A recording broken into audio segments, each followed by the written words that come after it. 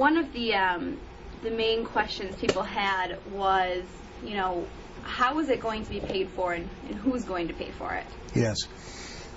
I don't think that's entirely clear yet, to begin with the punchline, but really what we see in healthcare right now in the United States is tremendous amounts of duplication of services that are not necessary, and also waste in the system where people are doing tests that don't lead to a better outcome. They're not found the evidence of best practice. I've spent about 10 years working with the Dartmouth Institute and Jack Wenberg looking at the amount of money that could be saved if healthcare were delivered according to the best standards.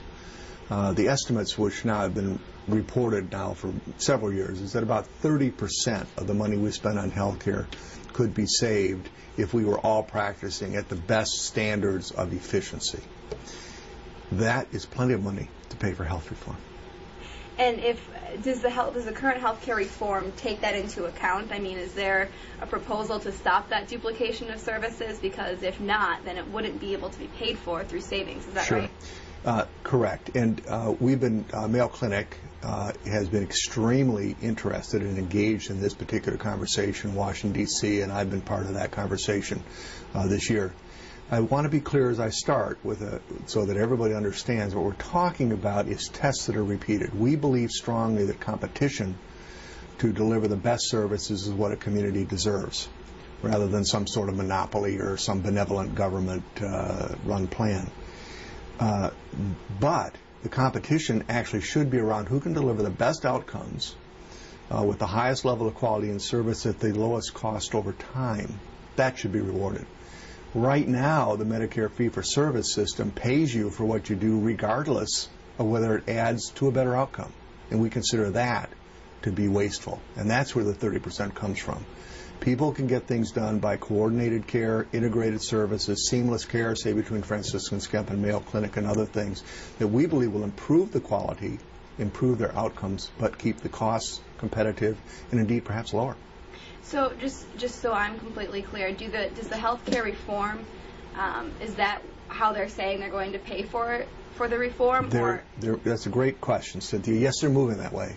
Last Thursday, Congressman Ron Kind and Congressman Tim Walz have achieved agreement from the House that immediately upon passage of the Medicare bill, or the health reform bill rather, Medicare would be studied by the Institute of Medicine, and a report would be given to Congress regarding how to change the payment system to support high-value care, good quality over the best possible cost, high-value care, remove geographic variation of care, and support systems of care.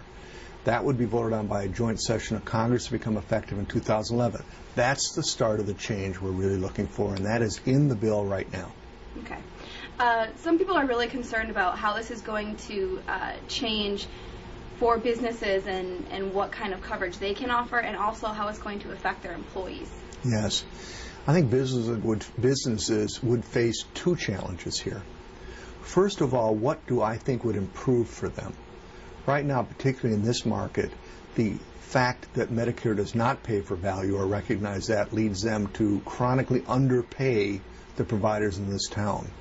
We lose about 30 cents on every dollar of our costs to underpayment for the government. We shift that to private business so we can make a small margin on our care and continue in business. Making the Medicare payment fair would actually, in my opinion, decrease the pressure for cost shifting, and that could be a direct improvement to business. So that's one thing that would be positive. What would be negative for business potentially?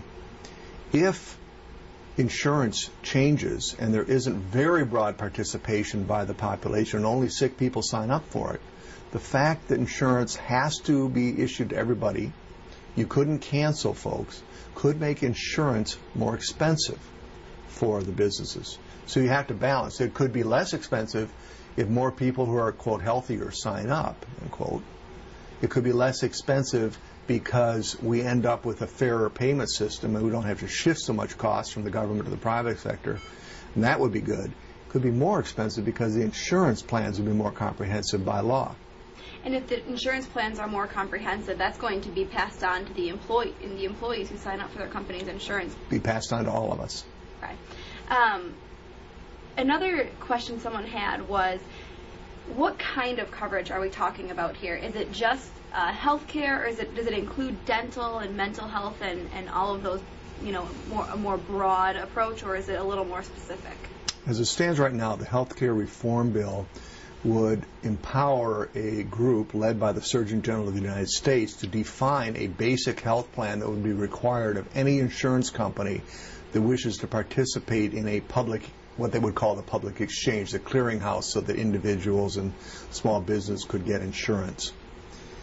That plan, I believe, would not automatically include dental or eyeglass coverage or some of the other things, because those would raise costs. And some of the, quote, Cadillac plans that are in and out of the news regarding whether they should be taxed based on employers, those include dental, eyeglass, very comprehensive benefits. So it doesn't seem to me like the plan would include all of those things.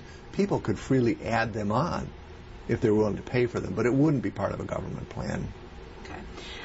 What is the criteria for being covered under, this very basic, broad plan? For public coverage, the criteria right now would be you are a citizen of the United States of America. And that's it? That's it. So no health conditions would be taken into? No. Everybody would be able to enroll. The way I understand it, you actually could only change rates up based on family size, smoking, potentially. That's still iffy, but if you smoke, it would go up, and where you live in the country would cause it to go up based on some changes in costs, basic costs. But that's it. Not based on whether you're sick or not. So in Wisconsin, since we live in Wisconsin, would we be at risk for it going up because we live here? Actually, I think living here is good. Wisconsin, as a state, actually has higher quality care delivery than the national average, and we right now have lower costs than the national average, even with the cost shifting that occurs from the government plan to the private plan. So I think in Wisconsin, those facts, plus the fact that actually the majority of people in the state are covered through our Medicare, high majority are covered through Medicare, Medicaid, Children's Health Insurance Program, private insurance, armed services insurance, would lead us to come out pretty well on that. Someone asked, a lot of these changes won't take effect for a while once they're enacted. That's right. Someone asked, what happens if there is a change in a president before these things take place?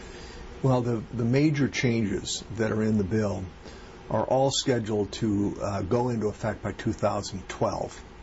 So that would be, of course, an election year, but President Obama would be just finishing his first term, I think, if I get my math right here, or really well into it. That then would mean that the change is underway. Now, a lot of folks would think that there's opportunities for this to be changed if there's dramatic changes in the makeup of the Congress following the mid-year elections next year in 2010, kind of be a referendum on how the American people feel about all the changes in health care, stimulus, etc. But the reality is most of this, while not finally accomplished in the first term of President Obama, would be undertaken during the first term of President Obama. So it would be well underway. It'd be well underway.